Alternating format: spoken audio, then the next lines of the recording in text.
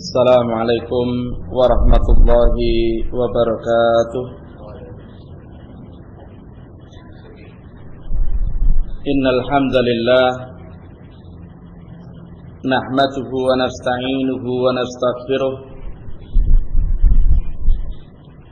wa na'udzu billahi min shururi anfusina wa min sayyiati a'malina. Man yahdihillahu fala mudilla lahu wa man yudlil fala hadiya lahu. Asyhadu an la ilaha illallah wahdahu la syarika lah wa asyhadu anna Muhammadan abduhu wa rasuluh. Allahumma salli ala Muhammad wa ala alihi wa sahbihi wa man tabi'ahum bi ihsanin ila yaumiddin, amma ba'd.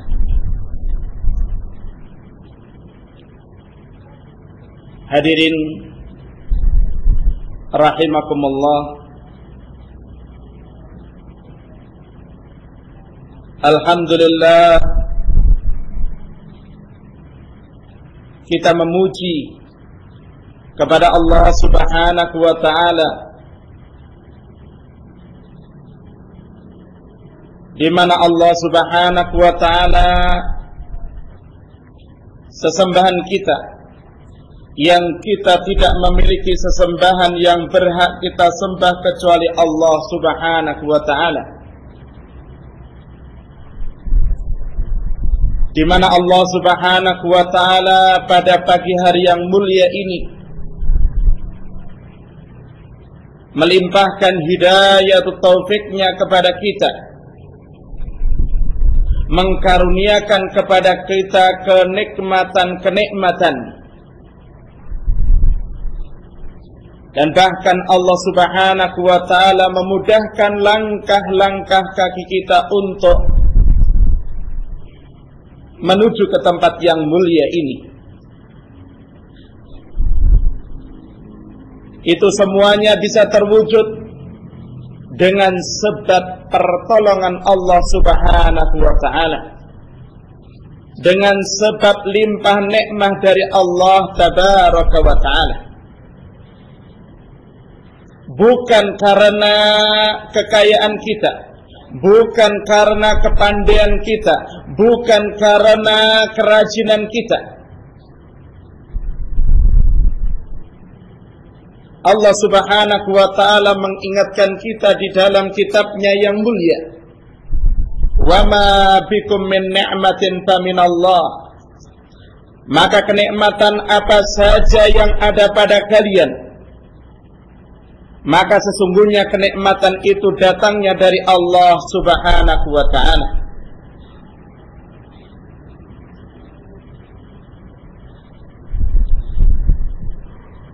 Tidak ada sikap yang lebih mulia yang Allah Subhanahu wa ta'ala mengharapkan hamba-hambanya dengan nikmat yang Allah Subhanahu wa ta'ala limpahkan, kecuali agar mereka itu bersyukur kepada Allah.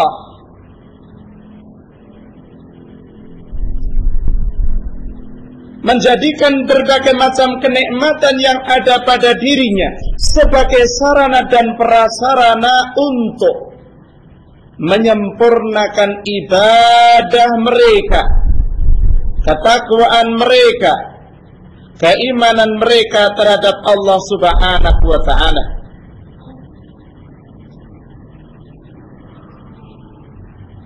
Hadirin yang dimuliakan oleh Allah Subhanahu wa ta'ala, dan salah satu upaya untuk semakin menyempurnakan rasa syukur kita kepada Allah Subhanahu wa ta'ala,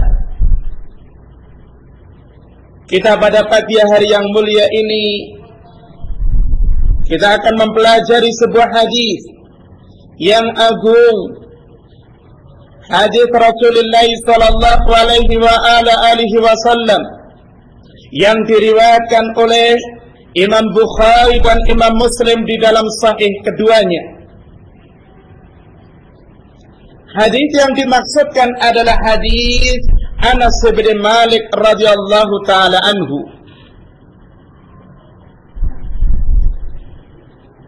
An Anas bin Malik radhiyallahu taala anhu, an Nabi sallallahu alaihi wa ala alihi wasallam qala, "Thalathun man kunna fihi wajada bihinna halawatal iman."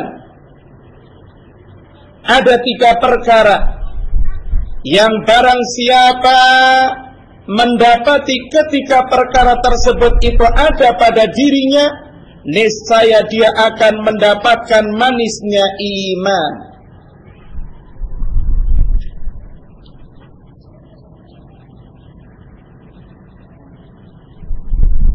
Perkara yang pertama, yang seorang hamba dengannya akan mendapatkan manisnya iman di dalam hatinya, ayyakuna Allah wa rasuluhu ahabba ilaihi mimma siwahuma. Allah subhanahu wa ta'ala dan Rasulnya adalah yang paling dia cintai dibandingkan dengan kecintaan dia kepada selain keduanya.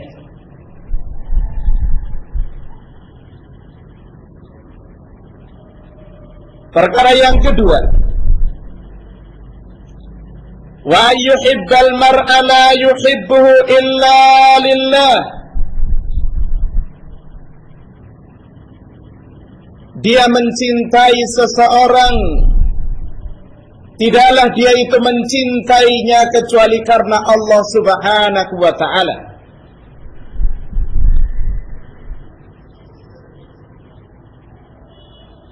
Perkara yang ketiga, wa yakraha ayyauda fil kufri ba'da an qadahu Allahu minhu kama yakrahu an yuqdafa fin nar.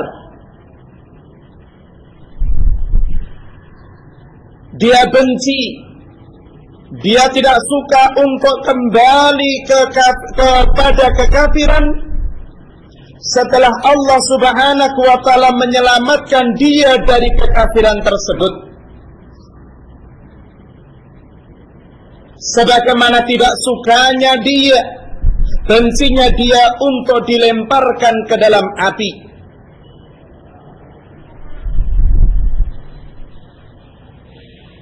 Hadirin yang dimuliakan oleh Allah subhanahu wa ta'ala, di dalam hadis yang mulia ini terdapat di dalamnya prinsip-prinsip yang agung yang ada di dalam agama Islam yang mulia dan sempurna. Perkara pertama yang disebutkan oleh Rasulullah sallallahu alaihi wasallam, ayyuhib an yakun Allah wa rasuluhu ahabba ilaihi mimma siwahuma. Allah subhanahu wa ta'ala dan Rasulnya adalah yang paling dia cintai dibandingkan dengan kecintaan dia kepada selain keduanya. Kecintaan yang ada di dalam hatinya seorang hamba yang beriman, yang paling tingginya, yang paling puncaknya adalah kecintaan dia kepada Allah subhanahu wa ta'ala.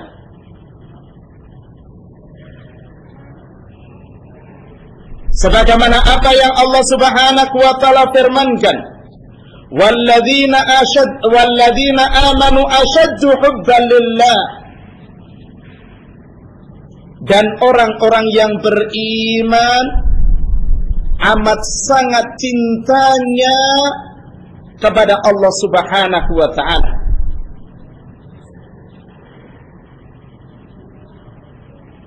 Tatkala seorang hamba itu mencintai Allah subhanahu wa ta'ala dengan kecintaan yang paling tingginya, dengan kecintaan yang paling puncaknya, maka di sana memiliki konsekuensi yang mulia.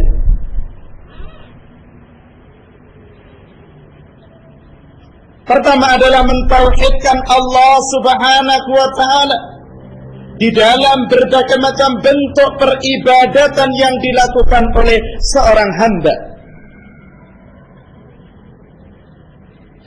Menjadikan Allah Subhanahu wa ta'ala satu-satunya zat yang diibadahi dengan berbagai macam bentuk ibadah yang seorang hamba itu telah diberikan kemampuan untuk menegakkannya.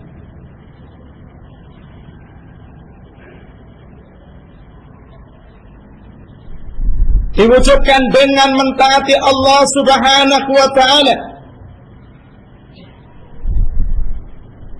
diwujudkan dalam bentuk ketundukan kepada Allah Tabaraka wa ta'ala, dan sekaligus mencintai segala sesuatu yang dicintai oleh Allah Subhanahu wa ta'ala, walaupun perkara-perkara tersebut tidak sesuai dan selaras dengan selera hawa nafsunya. Tatkala dia berada di persimpangan jalan yang harus memilih apakah kecintaan Allah ataukah selera hawa nafsunya, maka seorang hamba akan memilih segala sesuatu yang dipilih oleh Allah Subhanahu wa ta'ala. Demikian juga konsekuensinya, hadirin yang dimuliakan oleh Allah Subhanahu wa ta'ala, membenci segala sesuatu yang dibenci oleh Allah Subhanahu wa ta'ala. Sehingga tolak ukur cinta dan bencinya adalah segala sesuatu yang dicintai dan dibenci oleh Allah Tabaraka wa ta'ala. Maka tatkala kita itu membaca kisah-kisahnya para sahabat radhiyallahu ta'ala anhum, maka kita dapatkan kisah-kisah yang menakjubkan. Seakan-akan kalau kita lihat kemudian kita bandingkan dengan keadaan diri kita dan keadaan masyarakat kita, seakan-akan kejadian-kejadian yang kita baca tentang perjalanannya para sahabat radhiyallahu ta'ala anhum ajmain itu hanya ada di negeri dongeng saja. Kisah-kisah yang menakjubkan. Tatkala dilarang mereka itu dilarang minum khamr dengan segera, mereka itu meninggalkan kebiasaan-kebiasaannya tersebut dengan mudahnya. Kenapa? Karena keimanan yang ada di dalam diri mereka, karena kecintaan yang tertinggi yang ada di dalam hatinya adalah kecintaan mereka kepada Allah Tabaraka wa ta'ala. Tapi coba perhatikan pada diri kita. Coba kita perhatikan pada sekeliling kita ataupun masyarakat kita. Betapa jauhnya dari berbagai macam amalan-amalan yang dicintai oleh Allah Subhanahu wa ta'ala. Abdullah bin Mas'ud radhiyallahu ta'ala anhu bertanya kepada Rasulullah sallallahu alaihi wa ala alihi wasallam, "Ya Rasulullah, ayyul amali ahabbu ila Allah?" Wahai Rasulullah, amalan apa yang paling dicintai oleh Allah Subhanahu wa ta'ala? Apa jawaban Rasulullah sallallahu alaihi wasallam? As-salatu ala waqtiha. Nah, kalau kita perhatikan hadis Rasulullah sallallahu alaihi wasallam ini, kemudian kita jadikan itu sebagai alat untuk mengkoreksi terhadap diri kita, betapa jauhnya amalan kita, betapa jauhnya sikap kita dan kecintaan kita yang semestinya kita itu mencintai sesuatu yang dicintai oleh Allah Subhanahu wa ta'ala. Tatkala panggilan azan itu telah dikumandangkan, kita sedang dalam keadaan atau sedang sibuk dengan berbagai macam aktivitas kita. Apakah dengan kumandangan azan yang kita itu dengarkan, kemudian kita segera menyambut dalam keadaan sadar bahwasanya amalan itu adalah amalan yang paling dicintai oleh kekasihnya, yakni Allah Tabaraka wa Ta'ala. Demikian juga amalan yang lainnya, demikian juga amalan yang lainnya. Hadirin yang dimuliakan oleh Allah Subhanahu wa Ta'ala, kekasih kita yakni Allah Tabaraka wa Ta'ala menyatakan di dalam kitabnya yang mulia, "Hafidhu 'ala salawati was salatil wusta wa qumu lillahi qanitin." Jagalah oleh kalian salat wajib kalian dan salatul wusta yakni salatul asr, wa qumu lillahi qanitin, dan berdirilah kalian menghadap Allah Subhanahu wa Ta'ala dalam keadaan khusyuk, dalam keadaan tunduk. Kekasih kita Allah Tabaraka wa Ta'ala memerintahkan kepada kita untuk menjaga salat, yang salat itu adalah amalan yang paling dicintainya.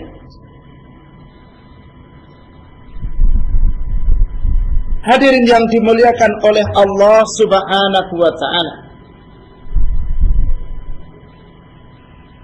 lebih-lebih lagi Rasulullah sallallahu alaihi wasallam di dalam hadis yang diriwayatkan oleh Imam An-Nasa'i, Rasulullah sallallahu alaihi wasallam menyatakan, "Awwalu ma yuhasabu bihi al-'abdu yaumal qiyamati as-salah."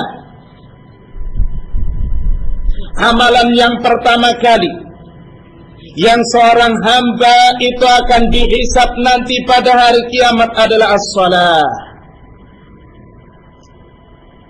Hadirin yang dimuliakan oleh Allah Subhanahu wa Ta'ala, ini salah satu contoh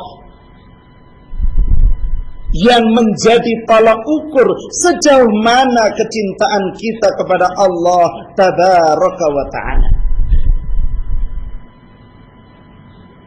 Tatkala dibuktikan dengan amalan-amalan yang lainnya yang dicintai dan diridhai oleh Allah Tabaraka wa Ta'ala, maka akan semakin sempurna bukti kecintaan kita kepada Allah Subhanahu wa Ta'ala dengan kecintaan yang paling puncaknya.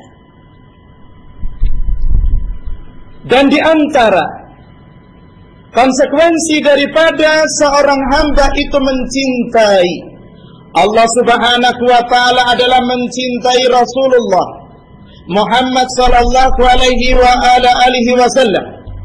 Maka tidak ada manusia, tidak ada makhluk yang paling dicintai di dalam hati seorang hamba selain kecintaan dia kepada Allah, kepada Rasulullah Muhammad sallallahu alaihi wasallam. Allah Subhanahu wa Ta'ala menyatakan di dalam kitabnya, "Qul in kuntum tuhibbunallaha fattabi'uni." Jika kalian itu mencintai Allah Subhanahu wa Ta'ala, maka ikutilah aku. Berarti di sini menunjukkan kebenaran pengakuan kecintaan seorang hamba kepada Allah Subhanahu wa Ta'ala diwujudkan dengan mencintai, mengikuti, menteladani Rasulullah Muhammad sallallahu alaihi wasallam. Hadirin yang dimuliakan oleh Allah Subhanahu wa Ta'ala, dengan kita itu menteladani, mengikuti, mencontoh segala sesuatu yang dicontohkan dan dibimbingkan oleh Rasulullah sallallahu alaihi wasallam, maka kecintaan kita itu akan diakui. Artinya kecintaan atau pengakuan kecintaan kita kepada Allah Subhanahu wa taala akan diakui dan dibenarkan oleh Allah Subhanahu wa taala sebagaimana di dalam firman-Nya. Berarti kalau begitu, seorang itu mengaku bahwasanya dirinya itu mencintai Allah Subhanahu wa taala, akan tetapi di dalam amalan-amalannya jauh dari tuntunan, jauh dari bimbingan Rasulullah sallallahu alaihi wasallam, ketahuilah bahwasanya pengakuan kecintaan dia kepada Allah Subhanahu wa taala adalah kecintaan yang dusta. Dari mana kita bisa menyimpulkan seperti itu? Dari apa yang Allah Subhanahu wa taala firmankan, "Qul in kuntum tuhibbunallaha fattabi'uni."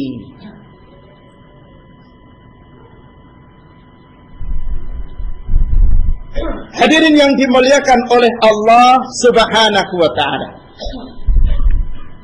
Kalau tadi telah kita sebutkan bahwasanya pertama, dengan kita itu menteladani mengikuti sunnah Rasulullah sallallahu alaihi wasallam, Allah Subhanahu wa taala akan mengakui kebenaran pengakuan cinta kita kepadanya.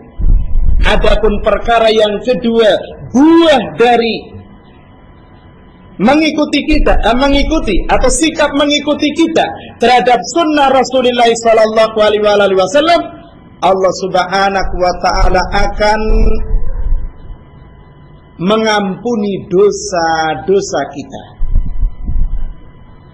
dengan sebab ittiba, dengan sebab kita itu menteladani dan mengikuti sunnah Rasulullah sallallahu alaihi wasallam, maka Allah Subhanahu wa taala akan mengampuni dosa-dosa kita sebagaimana apa yang Allah Subhanahu wa taala firmankan, wa yaghfir lakum dzunubakum wallahu ghafurur rahim. Allah Subhanahu wa taala akan mengampuni dosa-dosa kalian, dan Allah Subhanahu wa taala adalah zat yang maha pengampun lagi maha penyayang. Ini buah yang kedua. Buah yang ketiga, tatkala kita itu menteladani sunnah Rasulullah sallallahu alaihi wasallam, maka amalan-amalan kita itu akan diterima di sisi Allah Subhanahu wa taala. Sebagaimana apa yang Rasulullah sallallahu alaihi wasallam sabdakan di dalam hadis Aisyah radhiyallahu taala anha. Kata Rasulullah sallallahu alaihi wasallam, "Man 'amila 'amalan laisa 'alaihi amruna fahuwa raddun." Barang siapa yang melakukan suatu amalan yang amalan itu tidak ada perintah dari kami, maka amalan tersebut akan tertolak. Mafhumnya yang dipahami daripada hadis tersebut berarti kalau seorang itu mengamalkan satu amalan yang dimana amalan tersebut itu dibimbingkan, dituntunkan oleh Rasulullah sallallahu alaihi wasallam, berarti amalan tersebut akan diterima. Siapa yang menyatakan bahwasanya amalan-amalan yang tidak dibimbingkan dan dituntunkan oleh Rasulullah sallallahu alaihi wasallam, walaupun orang itu ikhlas di dalam melakukannya, amalan tersebut itu akan tertolak. Yang menyatakan demikian itu adalah Rasul kita Muhammad sallallahu alaihi wasallam. Bahkan sebelum itu Allah Subhanahu wa taala menyatakan di dalam kitabnya, "Wa may yabtaghi ghairal islami dinan falan yuqbala minhu wa huwa fil akhirati minal khasirin." Barang siapa yang mencari selain Islam sebagai agama, maka tidak akan diterima amalan-amalan itu darinya, dan nanti pada hari kiamat dia akan termasuk pada golongan orang-orang yang merugi. Islam adalah apa yang dituntunkan, apa yang dibimbingkan, apa yang diajarkan oleh Rasulullah Muhammad sallallahu alaihi wa ala alihi wasallam. Hadirin yang dimuliakan oleh Allah Subhanahu wa taala. Adapun buah yang selanjutnya, yakni buah seorang hamba itu menteladani dan mengikuti sunnah Rasulullah sallallahu alaihi wa alihi wasallam. Baik, maka dengan menteladani dan mengikuti sunnah Rasulullah sallallahu alaihi wasallam akan menjadi penyebab seorang hamba itu masuk ke dalam surganya Allah tabaraka wa ta'ala. Dan tidak ada jalan yang akan menyampaikan kita, yang akan mengantarkan kita ke dalam surganya Allah tabaraka wa ta'ala kecuali jalan yang ditempuh oleh Rasulullah sallallahu alaihi wa ala alihi wasallam. Orang boleh bilang banyak jalan menuju ke Roma, akan tetapi jalan menuju ke surga hanya satu.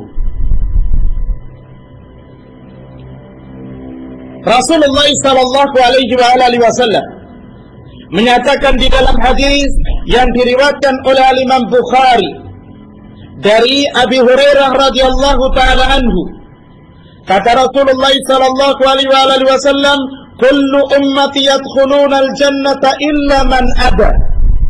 Seluruh umatku itu akan masuk ke dalam surga kecuali yang menolak. Qila wa man yaba ya Rasulullah. Maka dikatakan kepada Rasulullah sallallahu alaihi wasallam, siapakah orang yang menolak untuk masuk surga itu ya Rasulullah? Qala man ata'ani dakhala al-jannah wa man asani faqad aba. Maka Rasulullah sallallahu alaihi wasallam menjawab, barang siapa yang mau mentaatiku, maka pasti dia itu akan masuk surga. Barang siapa yang mentaatiku, maka akan masuk surga. Dan barang siapa yang mendurhakaiku, berarti dia telah menolak untuk masuk ke dalam surganya Allah tabaraka wa ta'ala. Berarti orang yang tidak mau mentaati, berarti orang yang tidak mau mengikuti dan menteladani sunnah Rasulullah sallallahu alaihi wasallam, lisanul hal, yakni secara dia tidak sadari ataupun dia sadari, berarti dia tidak ataupun dia menolak untuk masuk ke dalam surganya Allah tabaraka wa ta'ala. Hadirin yang dimuliakan oleh Allah Subhanahu wa ta'ala,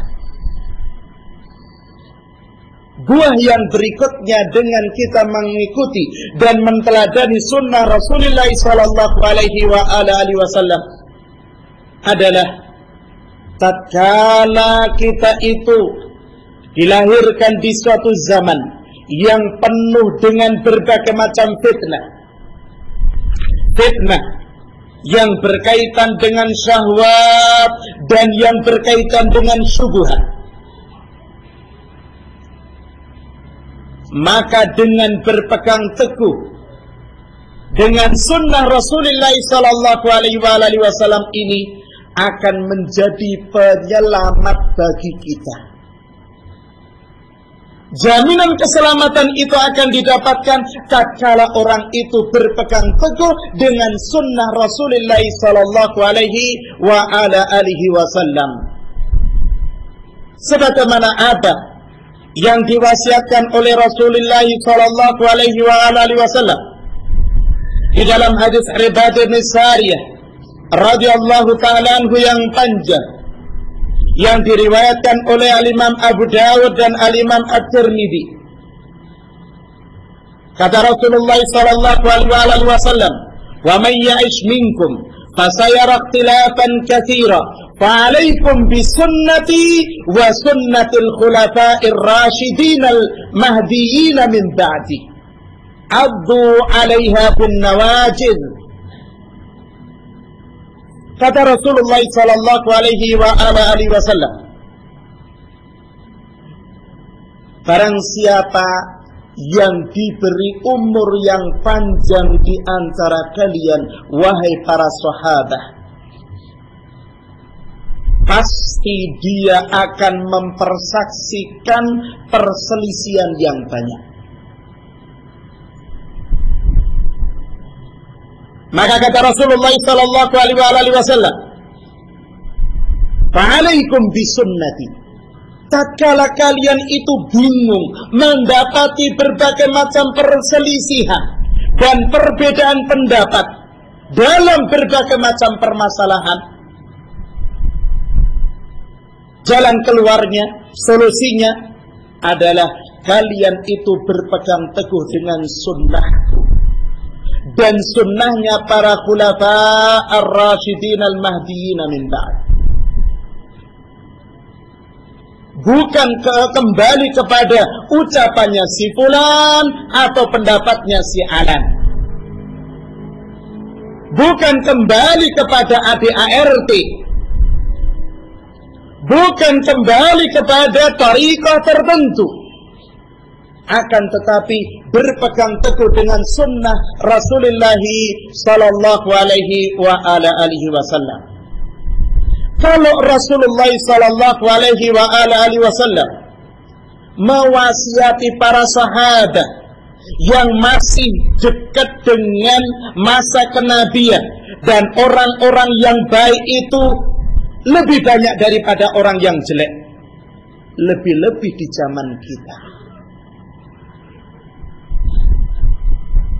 Yang Anas bin Malik radhiyallahu taala anhu di dalam hadis yang diriwayatkan oleh Imam Muslim menyatakan, la ya'ti zamanun illa walladhi ba'dahu syarrun minhu sami'tuhu min nabiyyikum sallallahu alaihi wasallam. Tidaklah datang satu zaman kecuali akan datang zaman yang setelahnya itu lebih jelek daripada zaman yang sebelumnya. Coba kita perhatikan baik kerusakan yang ada di sekeliling kita dibandingkan dengan 1 tahun yang lalu, dibandingkan 2 tahun yang lalu, dibandingkan dengan 10 tahun yang lalu, dibandingkan dengan 20 tahun yang lalu. Kerusakan yang terjadi di masa sekarang ini yang kita itu menjadi saksi mata luar biasa. Padahal kehidupan kita di dunia ini adalah kehidupan yang sementara. Kehidupan kita yang hakiki dan abadi adalah di surganya Allah Subhanahu wa taala nanti. Tidak ada jalan untuk kita itu sampai ke sana yang akan menyelamatkan kita dari berbagai macam perkara yang akan menyimpangkan kita, menggeserkan kita, menggelincirkan kita, kecuali kita itu berpegang teguh dengan sunnah Rasulullah sallallahu alaihi wasallam. Hadirin yang dimuliakan oleh Allah Subhanahu wa taala. Itulah sebagian yakni buah dari buah-buah yang akan kita dapatkan tatkala kita itu mengikuti dan menteladani sunnah Rasulullah sallallahu alaihi wasallam. Kembali kepada hadis Anas bin Malik radhiyallahu taala anhu. Pokok permasalahan yang kedua yang disebutkan di dalam hadis tersebut adalah ayyuhibbal mar'a la yuhibbuhu illa lillah.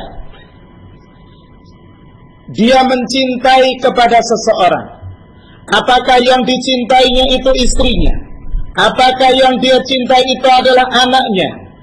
Apakah yang dicintainya itu adalah pimpinannya? Apakah yang dicintainya itu adalah kedua orang tuanya? Ataukah yang lainnya? Dia tidaklah mencintainya kecuali karena Allah Subhanahu wa ta'ala. Kalau seorang hamba itu mencintai saudara-saudara yang lainnya, adalah mencintainya karena Allah Subhanahu wa ta'ala, maka tidak mungkin tatkala kecintaannya itu harus memilih, kemudian dia akan mengalahkan kecintaan dia kepada Allah Subhanahu wa ta'ala, kemudian diberikan kecintaan itu kepada selainnya.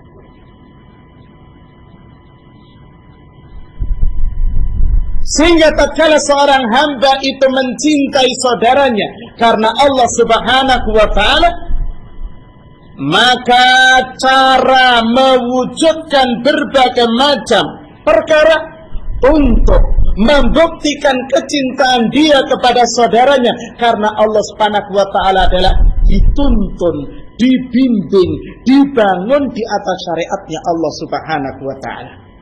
Bukan cinta yang buta, bukan cinta yang mengharuskan untuk melakukan berbagai macam perkara yang disukai dan disenangi oleh orang yang dicintainya.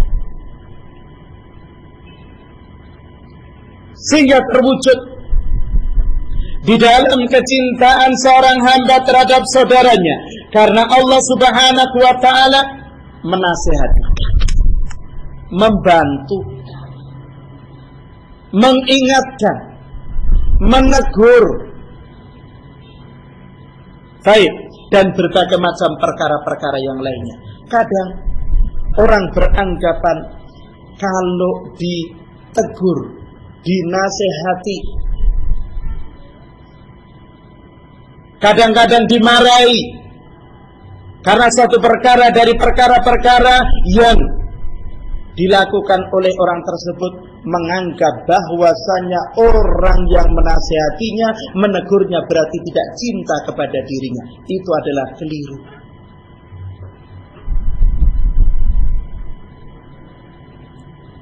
Hadirin yang dimuliakan oleh Allah Subhanahu wa ta'ala, Rasulullah sallallahu alaihi wasallam memberikan kaidah di dalam mewujudkan kecintaan kita kepada saudara kita karena Allah Subhanahu wa ta'ala. Kata Rasulullah sallallahu alaihi wasallam, la yu'minu ahadukum hatta yuhibba li akhihi ma yuhibbu li nafsihi.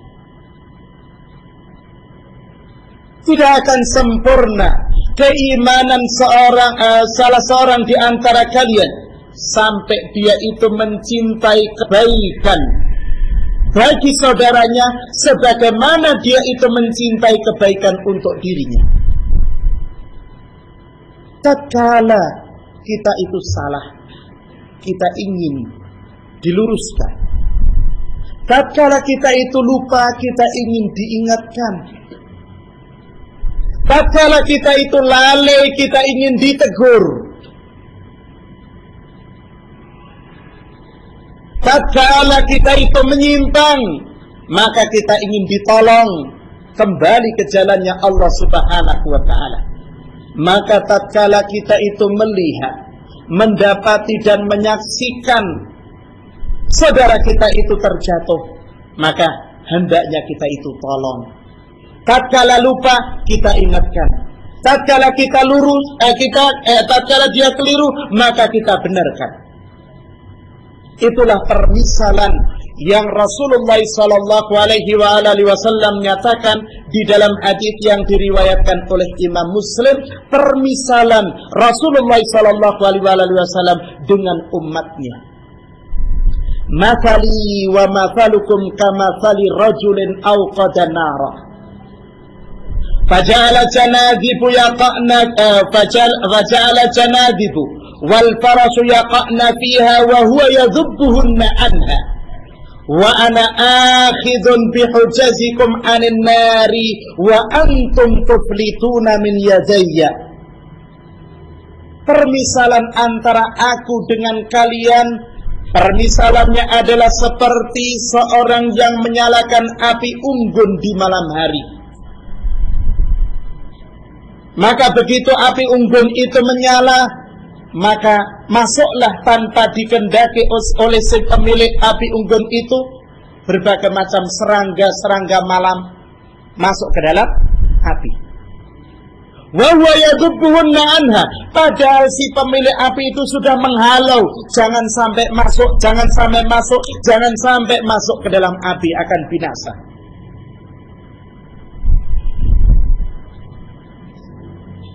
Nah, Rasulullah sallallahu alaihi wasallam memegangi, menahan pinggang-pinggang kita agar kita itu tidak terjerumus, agar kita itu tidak jatuh, agar kita itu tidak binasa, agar kita itu tidak celaka.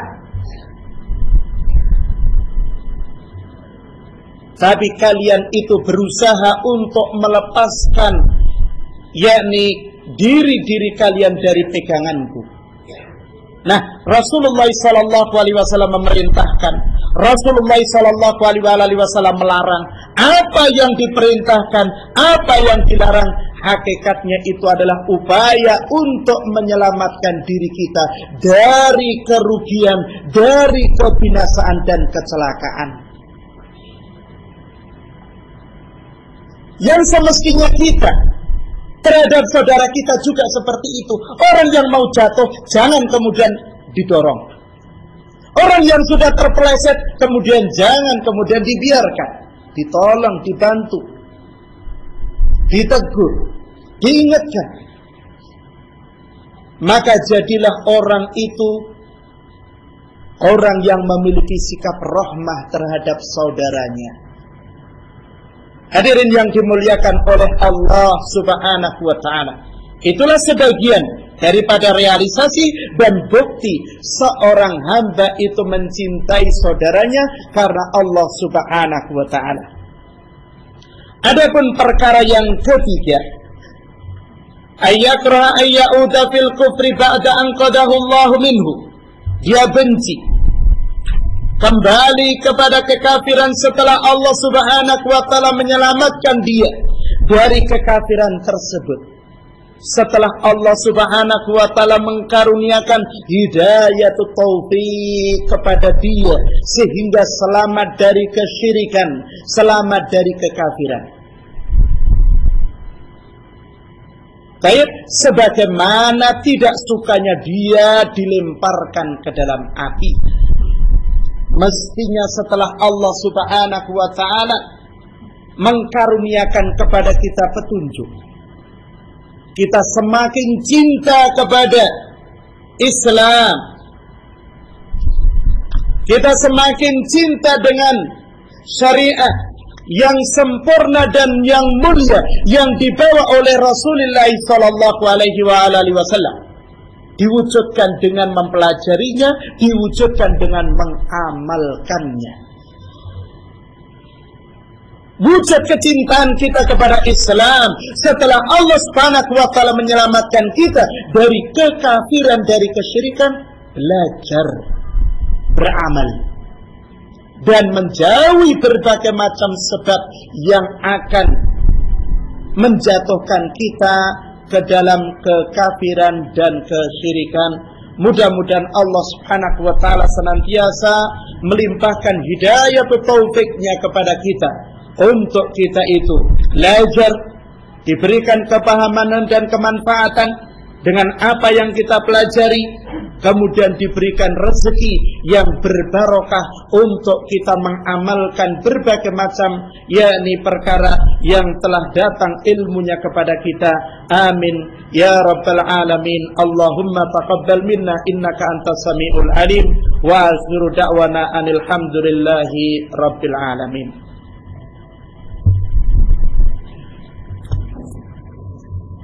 Terima kasih kita sampaikan kepada Bapak Ustaz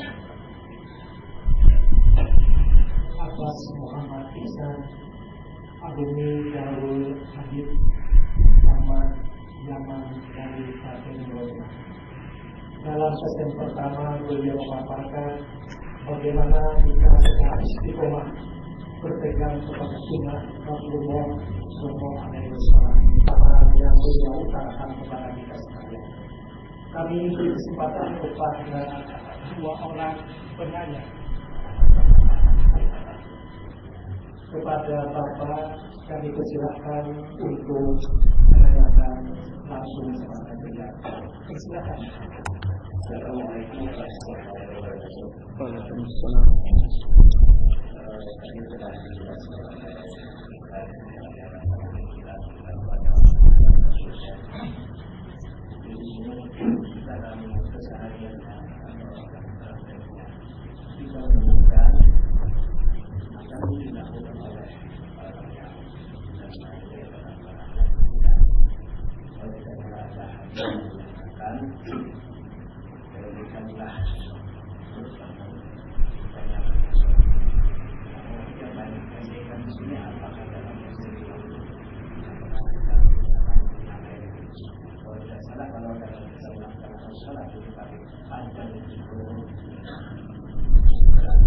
Kalau pendek kan berarti khutbahnya itu berarti kurang dari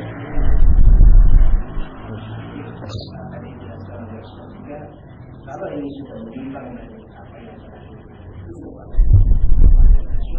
maka ini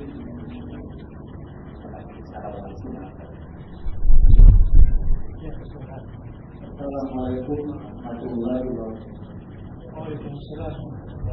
Saya teringat termasuk juga masalah tasawuf. Di situ mengatakan Assalamualaikum itu diganti sama Assalamualaikum. Apa yang maksudnya bedanya Assalamualaikum sama Assalamualaikum? Ini kan pendapat maksud sama saya dan apa yang kita sampaikan.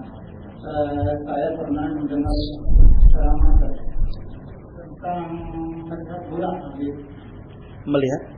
masalah melihat bulan, masalah suara itu. Iya. Ru'yah.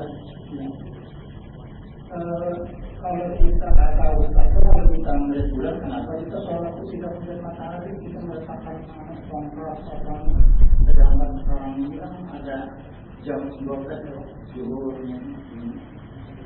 Demikian asal jawabnya kepada Assalamualaikum warahmatullahi wabarakatuh. Baik. Saya kepada Ustaz untuk menjawab. Baik.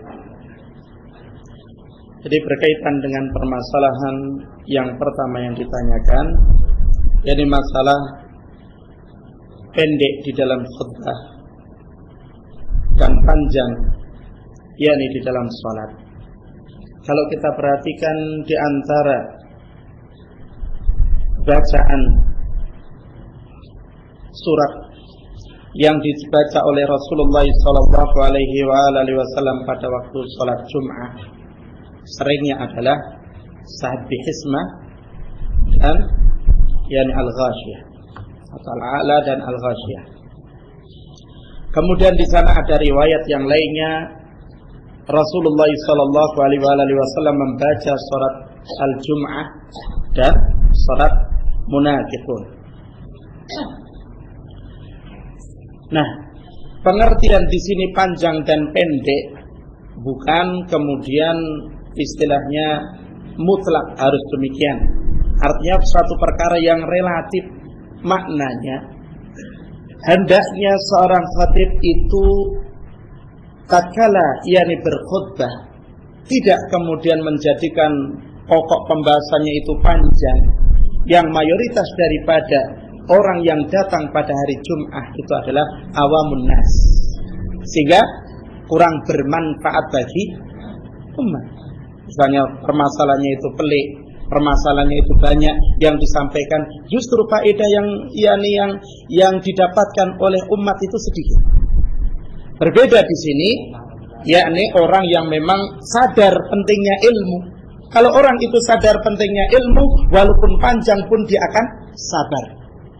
Tapi orang awamun nas, maka yang demikian ini bukan termasuk daripada perkara yang hikmah, memperpanjang dan rinci daripada permasalahan-permasalahan tatkala berkhutbah di hadapan umat. Sehingga dari sini tidak kemudian relatif lah, tidak bisa kemudian harus ukurannya itu menit. Kalau lebih dari menit ini enggak. Jadi lihat kondisi sebagaimana Rasulullah SAW di dalam sholat, ya kan? Lihat seorang imam itu makmumnya. Kalau di sana banyak orang tua, kalau di sana itu ada orang yang sakit, atau di sana itu mungkin ada orang yang punya hajat. Bukan termasuk perkara yang hikmah orang itu memperpanjang bacaannya. Ya, memperpanjang bacaannya. Maka Rasulullah SAW menyatakan kepada Mu'adz, "Atuhibbu an takuna atuhibbu ya Mu'adz an takuna fattanan?" Apakah engkau wahai Mu'adz senang? Apakah engkau senang wahai Mu'adz yakni menjadi orang yang banyak menimbulkan apa? Fitnah. Yakni dengan sebab dia itu memperpanjang bacaan apa? Salat. Jadi kesimpulannya ini adalah perkara yang relatif, tidak saklek harus sekian menit. Karena mungkin yang bagi orang untuk menyempurnakan pembahasan butuh sekian menit. Yang penting jangan terlalu panjang. Ini. Kemudian perkara yang kedua yang ditanyakan permasalahan at-tahiyat. Yani Abdullah bin Mas'ud radhiyallahu taala anhu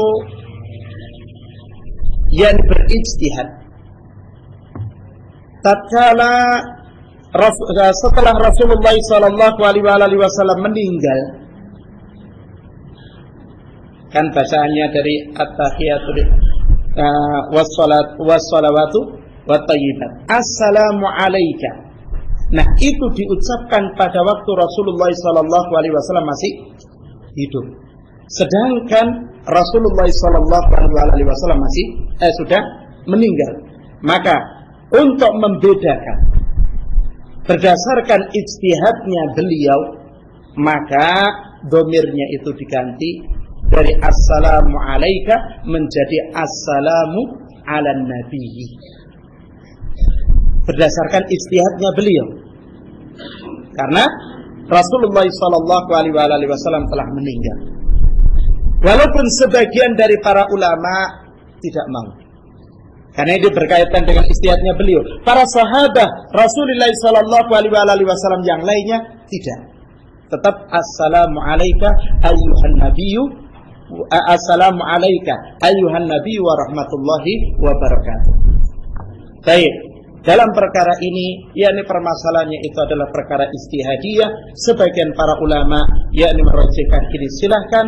Kemudian sebagian yang lainnya mungkin cenderung untuk tidak mengganti dari assalamu alayka menjadi assalamu ala nabiyyi. Maka yang demikian itu tidak menjadi masalah.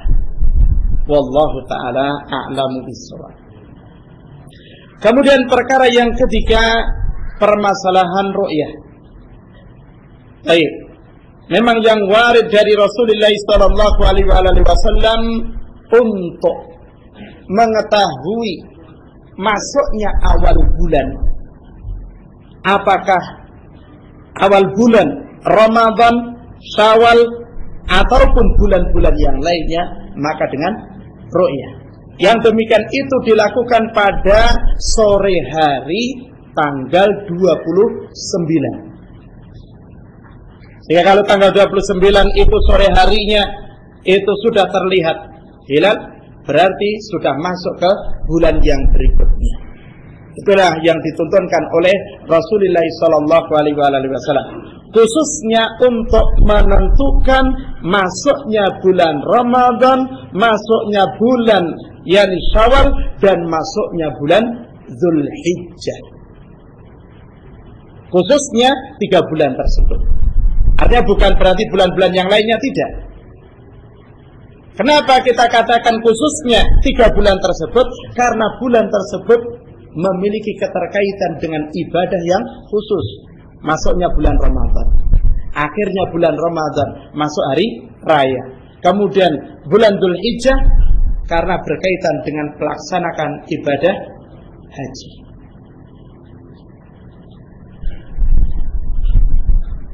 Baik, sehingga yang sunnah adalah ru'yah, bukan hisab. Kemudian kalau sebagian dari kalau tadi ditanyakan permasalahan menentukan waktu sholat, memang yang dituntunkan dan dibimbingkan oleh Rasulullah SAW adalah melihat matahari atau dengan cara menegakkan yakni ranting yang lurus ataupun yang sejenisnya, hanya di sini butuh si muadzinnya itu ilmu yang khusus, butuh diajari. Kalau Rasulullah SAW punya muadzin, yakni Bilal, kemudian Abdullah bin Umi Maktum, kemudian beberapa sahabat yang lainnya menjadi muadzinnya Rasulullah SAW, paham kapan masuk waktu sholat, bukan hanya sekedar rutinitas. Sehingga dari situ, kalau kita itu mau yakni mengamalkan sunnah tersebut, khususnya ini muadzin adalah orang yang memiliki ilmu dalam perkara tersebut. Sehingga muadzin itu butuh dididik dengan ilmu yang khusus di dalam menentukan kapan waktu masuk sholat. Ada muadzin, dengar azan tetangganya, azan. Nah, kadang-kadang yakni nggak mau capek, bukan kadang-kadang, seringnya. Kemudian yakni melihat dari jadwal sholat yakni abadi. Kalau itu tidak bertentangan artinya waktunya, maka tidak ada masalah. Tapi kalau kemudian ternyata ada kesalahan yang ada padanya, disitulah yang menimbulkan masalah. Azan belum masuk waktu. Ya, azan belum masuk waktu. Wallahu ta'ala alam bissawab. Kami persilakan kepada dua jemaah untuk memberikan pertanyaan langsung kepada Ustaz. Kami persilakan.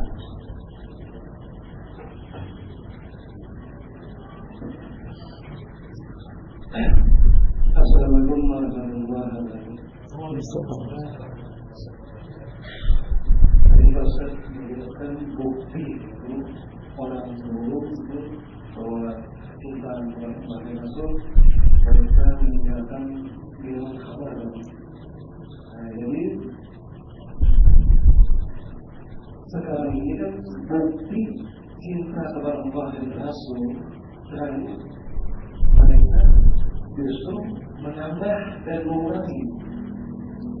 Nah, terutama di sini yang kita sering kita jumpa itu kan ada itu barang siapa mencintaiku dan menjalankan sunnahku maka adalah di surga.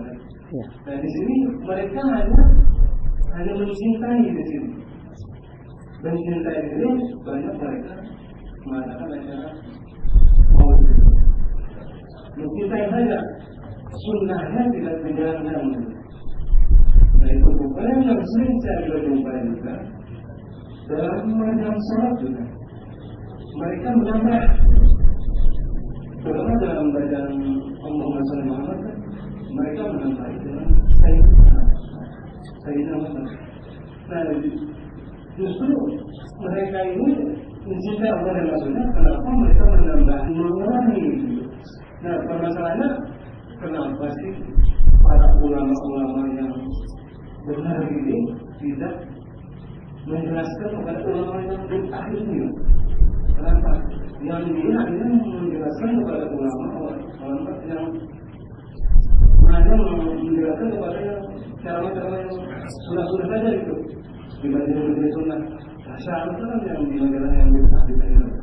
Nah kenapa kenapa tidak dijelaskan ulama yang bid'ah itu orang sunnah, kenapa tidak dijelaskan itu? Nah ini Ustaz sudah mengerti ya. Saya sangat tahu kali dan masyarakat tadi mengambil amalan laisa sebagai orang itu. Mereka yang mengatakan amalan yang tidak ada contoh dari amalan Rasulnya, maka itu tertolak. Jadi ini supaya jangan tertolak itu. Kan membaca Al-Quran itu kan materi aku jenis ini salah, kemudian di rumah. Nah kemudian di pekerjaan dan keadaan ini di perjalanan itu membaca Al-Quran dan berzikir. Nah ini apakah ada sunnahnya itu? Sekian dari terima kasih. Assalamualaikum warahmatullahi wabarakatuh. Kami serahkan kepada jemaah yang lainnya untuk memberikan pertanyaan langsung atau mungkin ibu-ibu yang di belakang juga diberi kesempatan. Persilakan kepada bapak yang di belakang saat ini mengangkat tangannya untuk memberikan pertanyaan. Tolong mic-nya diasihkan kepada yang di belakang.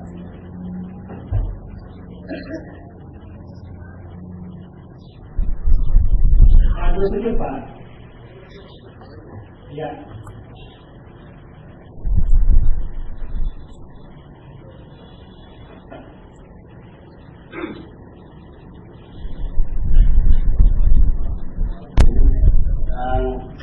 Berkaitan sikap yang dilakukan oleh Rasulullah dan para sahabatnya ketika haji. Kemudian bagaimana kaitannya dengan yang kita laksanakan di masjid kita ini, apakah kita masuk Rasulullah?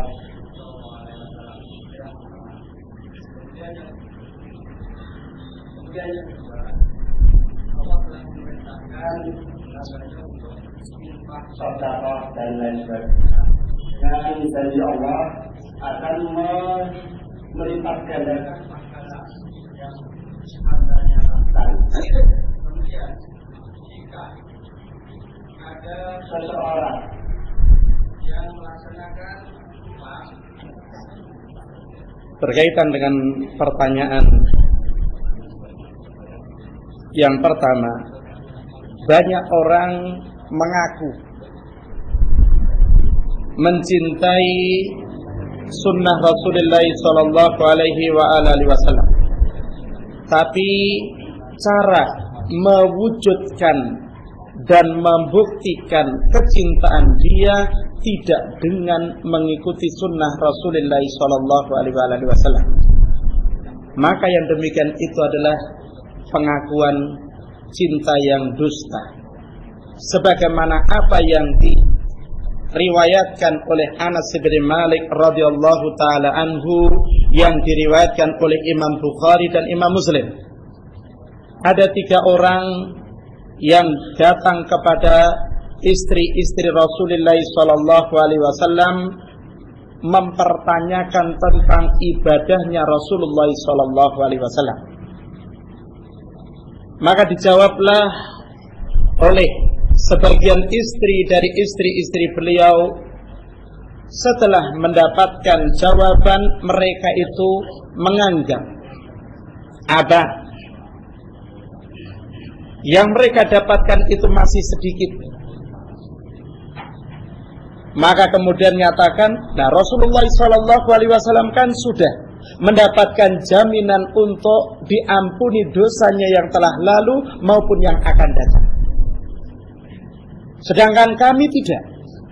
Kemudian yang satunya menyatakan, adapun aku akan berpuasa, yakni terus menerus selama hidupku, dan tidak akan berbuka pada waktu siang harinya. Satunya lagi menyatakan, aku tidak akan menikahi seorang wanita, artinya upaya untuk menyibukkan diri dengan ibadah. Kemudian yang ketiga menyatakan, aku akan sholat malam dan aku tidak akan tidur.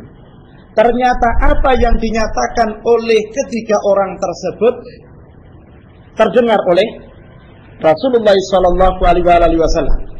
Maka langsung Rasulullah SAW menyatakan, antumul ladzina qultum kada wa kada, apakah kalian itulah yang menyatakan demikian-demikian?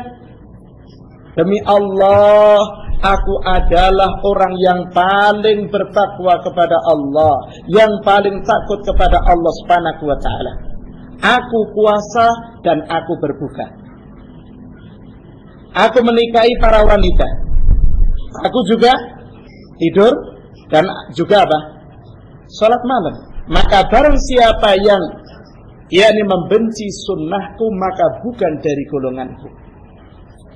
Nah, syahid daripada hadis Anas bin Malik radhiyallahu taala anhu ini menunjukkan bahwasanya orang untuk mewujudkan kecintaan kepada Rasulullah sallallahu alaihi wasallam dengan mengikuti sunnahnya, bukan dengan cara menambah-nambahi dan juga bukan caranya mengurang-urangi. Diterangkan oleh Al-Imam Ibnu Katsir rahimahullahu taala, tatkala beliau rahimahullahu taala menjelaskan tentang kesempurnaan syariah di dalam ayat yang ketiga dari surat Al-Maidah. Al-yawma akmaltu lakum dinakum wa atmamtu alaikum ni'mati wa raditu lakumul Islam madina. Ini adalah pernyataan dari Allah Subhanahu wa taala tentang sempurnanya syariat. Kalau sudah sempurna tidak boleh ditambah. Karena kalau ditambah berarti belum sempurna. Kalau sudah sempurna enggak boleh dikurangi. Nah, orang yang menambah ada dua kemungkinan. Kemungkinan yang pertama, apakah dia sadari atau tidak menyadari bahwasanya dia telah menuduh yakni Rasulullah sallallahu alaihi wasallam tidak amanah. Kenapa? Karena dari Allah sudah apa? Sempurna. Sampai tujuan kurang. Atau yang kedua, yakni berarti kalau begitu mendustakan apa yang Allah Subhanahu wa taala firmankan di dalam ayat tadi. Sehingga hadirin yang dimuliakan oleh Allah Subhanahu wa taala, cara seseorang itu membuktikan dan mewujudkan kecintaan kepada Rasulullah sallallahu alaihi wasallam dengan tuntunan Rasulullah sallallahu alaihi wasallam, bukan dengan cara yang lainnya. Kemudian pertanyaan yang berikutnya berkaitan dengan membaca Al-Quran di perjalanan selama tidak memadaratkan dan membahayakan terhadap orang lain, maka yang demikian itu adalah perkara yang boleh masuk ke dalam keumuman firman Allah Subhanahu wa taala, alladzina yadhkurunallaha qiyaman wa qu'udan wa 'ala junubihim.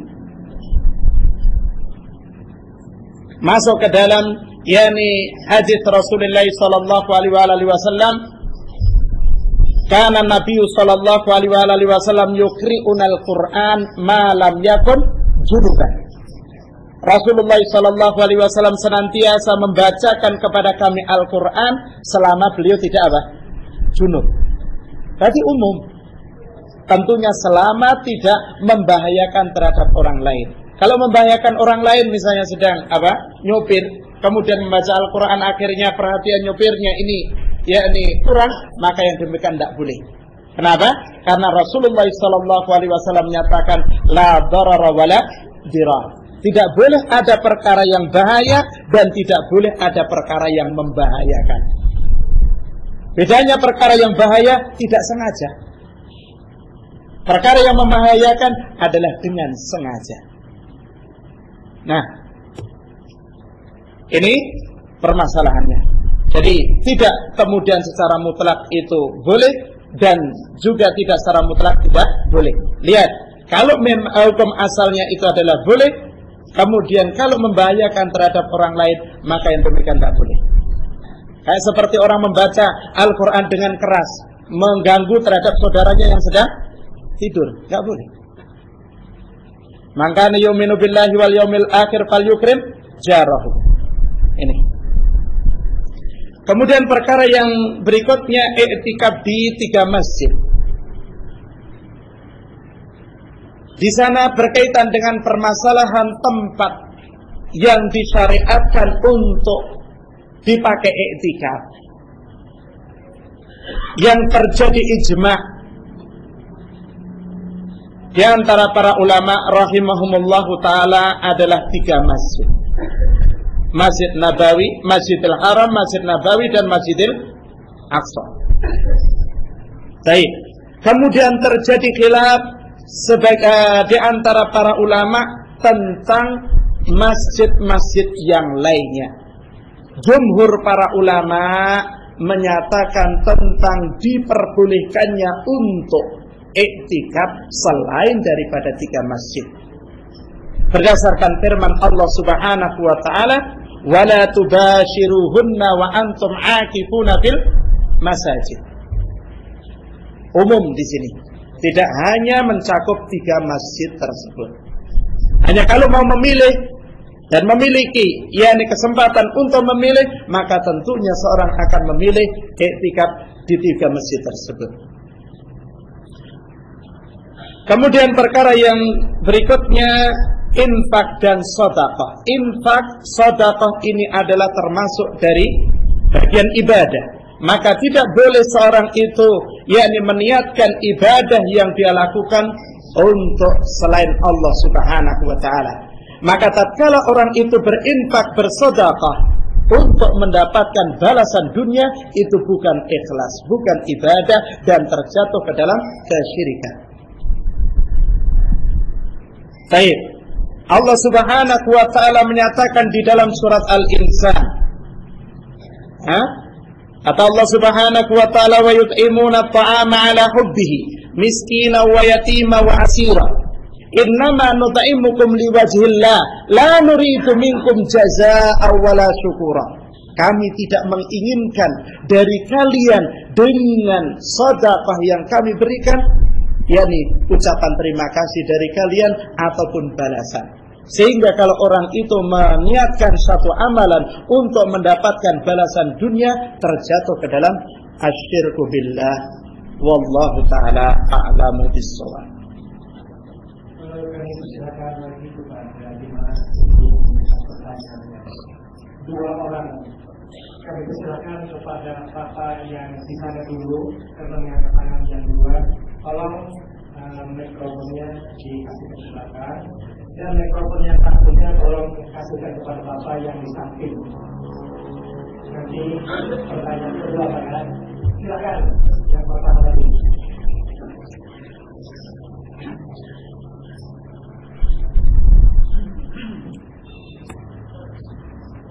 Mas ibadah haji, yang pertama ada 10 kasus orang tua mempunyai pinjaman utang yang masih belum.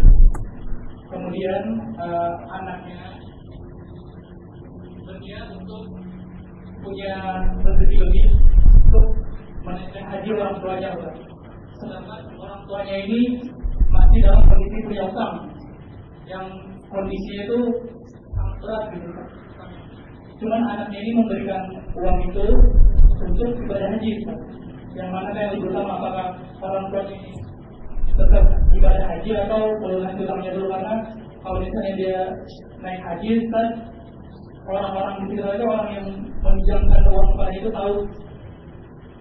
Yang kedua, masalah haji juga, yang mana yang lebih utama, apakah kita menghajikan diri kita sendiri dulu atau orang tua? Silakan untuk pertanyaan yang kedua kepada Bapak Ustaz, bagaimana sesuatu itu bisa dikategorikan sebagai sunnah Ustaz? Apa syaratnya? Dan bagaimana kalau kita mengabaikannya? Contohnya berjenggot. Contohnya? Ya, cukup satu ya. Ya, kepada Pak Ustaz kami silakan untuk menjawab pertanyaan tersebut. Baik. Pertanyaan yang pertama berkaitan dengan orang tua yang dililit dengan hutang. Kemudian anaknya yang diberikan kelimpahan harta ingin memberikan kepada orang tuanya untuk biaya naik haji. Maka semestinya dalam perkara ini, pertama, kalau seandainya anak tersebut itu menyadari bahwasannya melunasi hutang dari orang tuanya tersebut itu semestinya lebih baik untuk didahulukan daripada menaikkan haji, maka tentunya biaya itu atau uang tersebut untuk meringankan hutang dari kedua orang tuanya. Tapi kalau pun anak tersebut itu bersikeras untuk menaikkan haji, orang tuanya dengan biaya dia, maka yang demikian itu adalah sah. Dan tidak ada alasan bagi orang lain untuk menuntut dia, karena dia naik haji itu bukan atas biaya dirinya, tapi hadiah dari anaknya. Sehingga kalau ada kekhawatiran yang seperti itu bisa disampaikan kepada orang-orang yang yang dihutanginya, bahwasanya saya naik haji itu bukan dari uang saya, tapi uang anaknya. Baik. Kemudian perkara yang berikutnya, kalau seorang anak itu memiliki kemampuan untuk naik haji, apakah untuk dirinya ataukah untuk orang tuanya? Allah Subhanahu wa ta'ala menyatakan di dalam kitabnya, "Tu anfusakum wa ahlikum nara." Dulukan dirinya sendiri, bukan orang lain. Loh, saya kan masih muda, bapak sudah tua. Apa dikira kalau orang yang tua itu dekat dengan liang lahatnya, lebih dekat liang lahatnya daripada yang muda? Belum tentu. Ini belum tentu. Nah, wallahu ta'ala a'lamu bis-shawab. Kemudian perkara yang terakhir yang tadi ditanyakan berkaitan dengan sunnah. Kalimat sunnah ini adalah umum. Maknanya sunnah ini adalah apa yang dituntunkan, apa yang dibimbingkan, apa yang dicontohkan oleh Rasulullah SAW. Baik, kalau kita pisahkan hukumnya, maka ada yang di sana wajib, ada yang di sana apa? Sunnah. Jadi tidak boleh kemudian dimutlakkan kalimat sunnah ini di sini. Maknanya adalah kalau dikerjakan mendapatkan pahala, kalau ditinggalkan tidak apa-apa menurut usuliyin ataupun fuqaha. Baik. Kemudian dicontohkan tadi adalah memelihara jenggot. Itu adalah sunnah yang wajibah yang diperintahkan oleh Rasulullah SAW. Baik.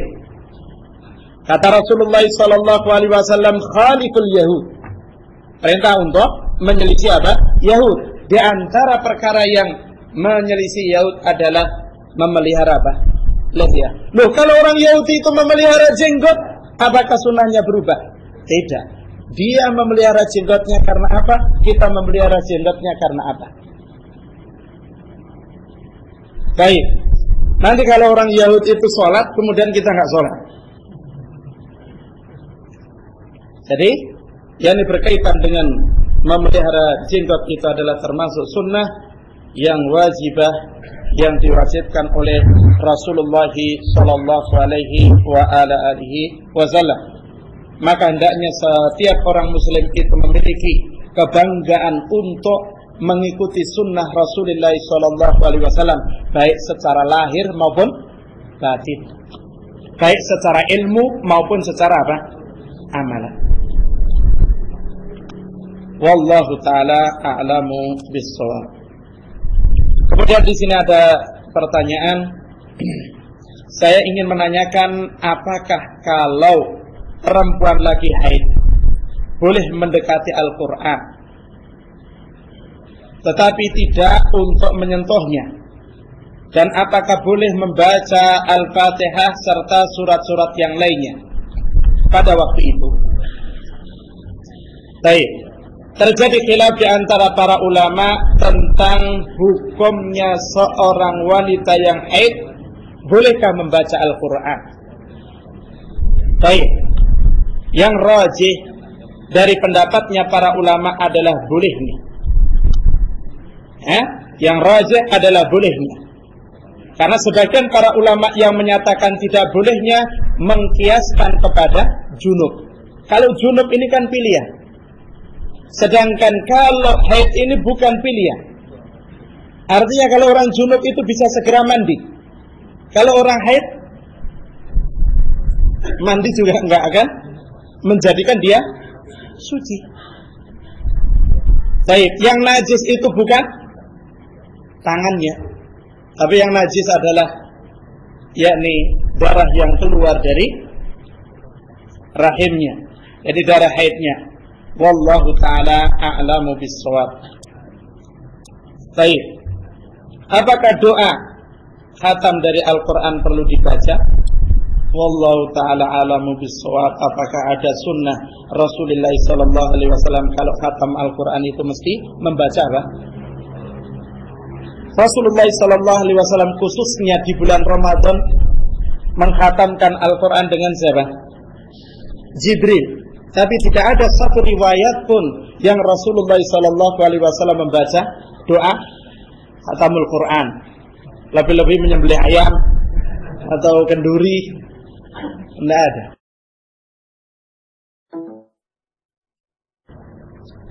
Kami persilakan lagi kepada jemaah yang ingin menanyakan permasalahan atau sesuatu yang kurang jelas yang dipaparkan oleh Ustaz. Kami persilakan yang Bapak yang mengatakan yang pertama dan kepada Bapak yang di sebelah kanan kami silakan. Tolong mic-nya diberikan.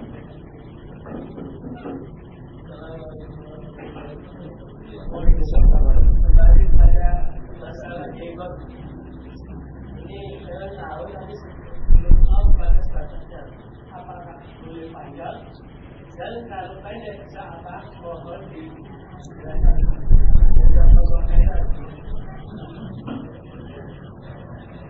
Assalamualaikum warahmatullahi wabarakatuh. Menarik sekali yang kita sampaikan masalah istiqamah sunnah Rasul. Yang kami tanyakan saat ini sehubungan dengan siaran di televisi mengenai tentang penyataan waktu timur dan barat. Insyaallah ini masih dalam wacana katanya akan dijadikan satu waktu bagian tengah untuk pemerintahan dan perusahaan yang tujuannya untuk para pekerja atau pegawai negeri. Ada yang berkaitan dengan masalah ibadah besar. Apakah ini mempengaruhi perubahan waktu ini dengan waktu salat dan puasa? Nanti itu pertanyaan yang kedua. Pertanyaan yang kedua titipan dari Pak Haji. Sebentar Pak, tadi pertanyaan yang pertama gimana? Saya belum jelas. Rencana atau wacana dari pemerintah sehubungan dengan berita di televisi dan mikro akan diadakan perubahan waktu menjadi perubahan waktu akan dijadikan waktu bagian tengah. Keperluannya untuk pegawai negeri dan pekerjaan singkat. Nah, yang kami tanyakan, apakah ini mempengaruhi pelaksanaan ibadah kita, sholat dan puasa? Itu sangat besar. Yang kedua, titipan dari Pak Haji. Boleh saja. Pakai jasa titipan nanti Pak. Ini punya kasus keluarganya mendirikan rumah di samping kuburan. Kemudian buat jalan memindah kuburan untuk keperluan ke rumah dan sekolah yang ada di sekitar situ. Yang beliau tanyakan, apa boleh memindah kuburan? Hanya kepentingan untuk jalan ke rumah dan ke sekolah yang ada di sekitar. Kemudian rumah ini WC-nya menghadap kiblat. Pergantian Ustaz. Mohon penjelasan Ustaz atas jawabannya tadi. Assalamualaikum warahmatullahi wabarakatuh.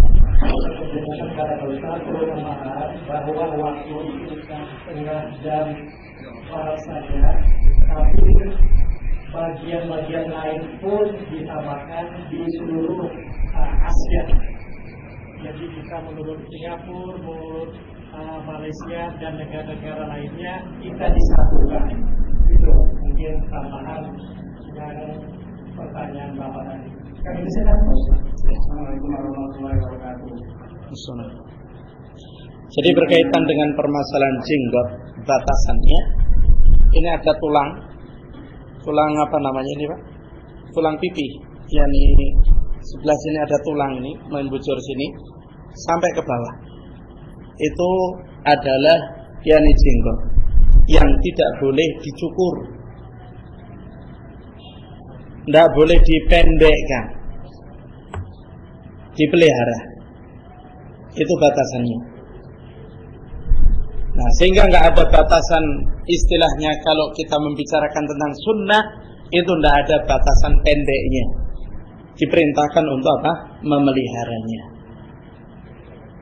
Kalau kemudian misalnya putih karena sudah tua, boleh untuk apa? Menyemir, tapi selain daripada warna hitam. Ini. Kemudian perkara yang kedua, masalah yakni waktu. Waktu sholat tidak akan berubah dengan perubahan waktu, artinya apa? Penyatuan waktu. Ini. Karena permasalahannya adalah permasalahan ibadah. Ini adalah permasalahan tauqifiyah. Permasalahan yang sudah yakni apa? Baku. Tidak boleh di istilahnya dirubah-rubah, digeser-geser, nggak boleh. Ini. Apakah itu waktu sholat, ataukah waktu puasa, ataukah waktu menunaikan ibadah haji? Tidak boleh apa? Dirubah-rubah. Nih. Walaupun mungkin terjadi kesepakatan ini, terserahlah masalah urusan dunia. Antum a'lamu bi umuri dunyakum. Tapi urusan agama siapa yang paling tahu? Rasulullah sallallahu alaihi wasallam. Ini.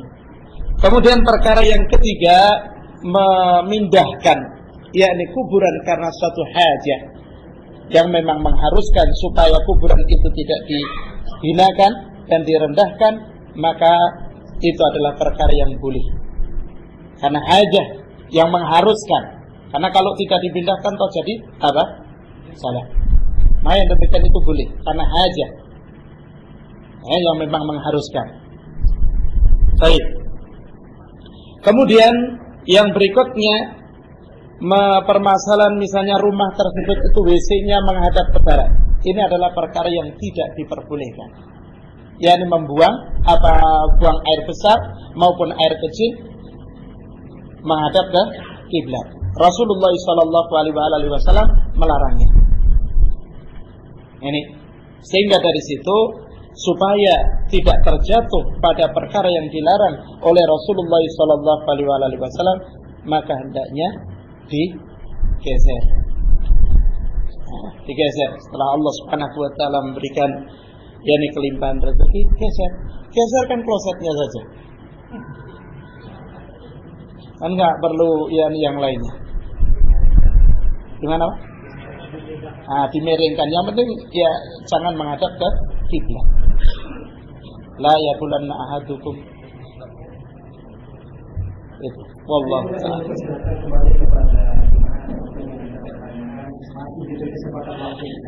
Yang pertama kepada Bapak. Jadi yang kedua kami persilakan untuk bersiap-siap. Assalamualaikum warahmatullahi wabarakatuh. Assalamualaikum.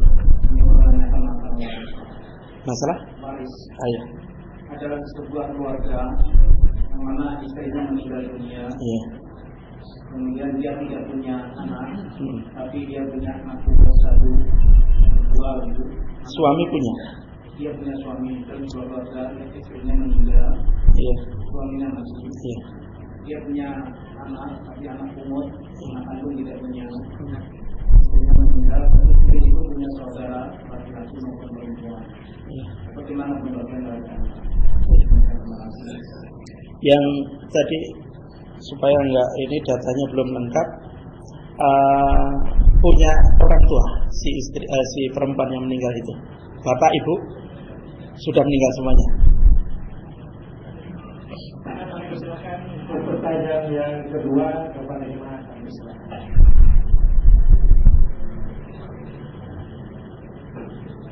Assalamualaikum warahmatullahi wabarakatuh.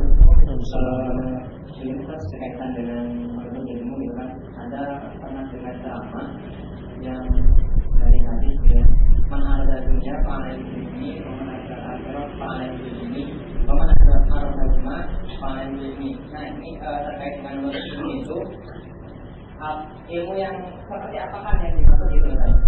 Jadi kan sekarang dengan banyaknya ilmu yang kalau untuk banyak pertebaran kita bahkan baca internet aja ada ilmu, kemudian banyak orang ada ilmu, kemudian ilmu yang menurut Islam itu sebenarnya yang seperti apa? Jadi yang pertama, kemudian yang kedua, ada kasus keluarga gitu kan, karena bosan dengan keadaan sakit yang terus-terusan dirasakan, berobat kemana-mana, ya jadi kemudian melakukan ritual kesyirikan gitu kan, mandi kembang tujuh rupa, kemudian macam-macam yang disediakan mendatangi kalau iklan itu orang alim gitu kan. Kita itu sudah betul, cuman karena gimana ya, keluarga ini tetap ikut ke sana, setelah pulang katanya sembuh gitu. Ya kita ini akhirnya itu tambah bingung gitu kan. Jadi bagaimana solusinya kalau kita gitu. Jadi kalau baik, assalamualaikum warahmatullahi wabarakatuh.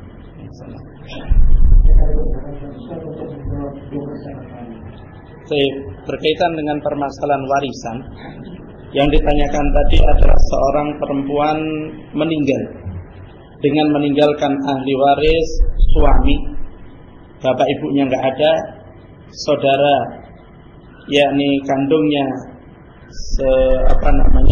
laki-laki dan perempuan ada. Kemudian di sana ada anak pungut atau anak asuh. Iya. Suaminya dia mendapatkan setengah dari harta yang ditinggalkan oleh istri tersebut. Kemudian sisanya adalah dibagi untuk saudara kandungnya yang laki-laki dan perempuan dengan perhitungan yakni 2 bagian untuk laki-laki, perempuan 1. Anak pungutnya tidak dapat. Kalau pingin anak pungutnya dapat, berwasiat. Si perempuan tersebut hendaknya berwasiat, dan wasiatnya itu tidak boleh lebih dari 1/3 harta yang ditinggalkannya. Itu. Walaupun mungkin kadang sekarang ini yakni mengambil anak pungut kemudian dinasabkan kepada dirinya, tetap tidak boleh. Ini akan menzalimi si suami, akan menzalimi kepada yakni saudara-saudara yang lainnya. Jadi anak pungut tidak berhak mendapatkan warisan. Tapi kalau mendapatkan yakni wasiat boleh. Atau mendapatkan hibah si bapak pungutnya ini, bapak pungutnya ini kemudian ya sudah, karena sudah dari kecil yakni dia itu diasuh, kemudian setengah apa yang menjadi bagian saya untuk dia, tidak ada masalah. Karena itu sudah menjadi bagiannya si suami tadi. Wallahu ta'ala a'lamu bis-shawab. Kemudian perkara yang berikutnya yang ditanyakan permasalahan ilmu. Jadi tatkala Allah Subhanahu wa ta'ala maupun Rasulnya, baik di dalam kitabnya maupun sunnahnya, itu menyatakan atau memuji tentang ilmu, yang dimaksudkan adalah ilmu kitab dan ilmu sunnah, yakni ilmu syariah, yang itu tidak ada sisi jeleknya. Yang itu tidak ada sisi jeleknya. Baik.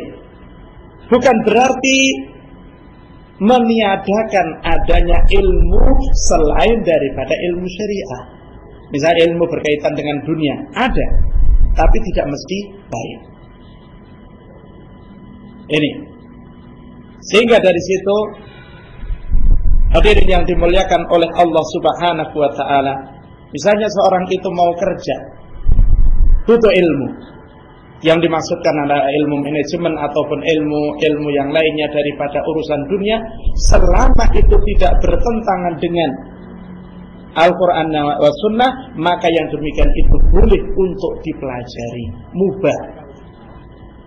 Apakah ngelas, apakah teknik sipil, apakah yakni ilmu-ilmu yang lainnya, mubah untuk dipelajari selama tidak bertentangan dengan Al-Quran dan As-Sunnah.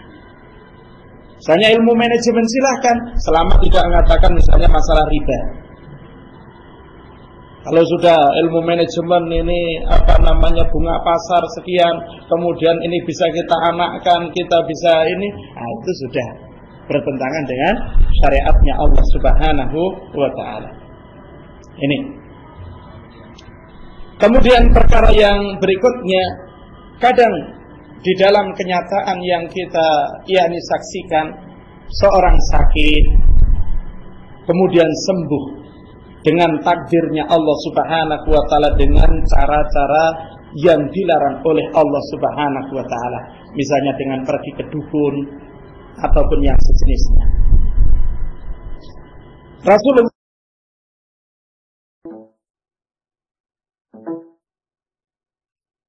akan dia telah terjatuh sakit yang lebih parah daripada sakit yang dia derita sebelumnya. Mana yang lebih ringan? Penyakit zahir atau penyakit batin? Penyakit zahir. Dia terjatuh pada penyakit batin. Bahkan penyakit batin yang lebih parah, yakni apa? Asyirku billah. Wallahu ta'ala a'lamu bis-shawab. Allah yang kami hormati, waktu banyak sidang yang kita lagi untuk melakukan aktivitas pada pagi hari ini. Oleh karena itu, sebelum kita tutup acara pada pagi hari ini, kami akan bacakan satu undangan dari Bapak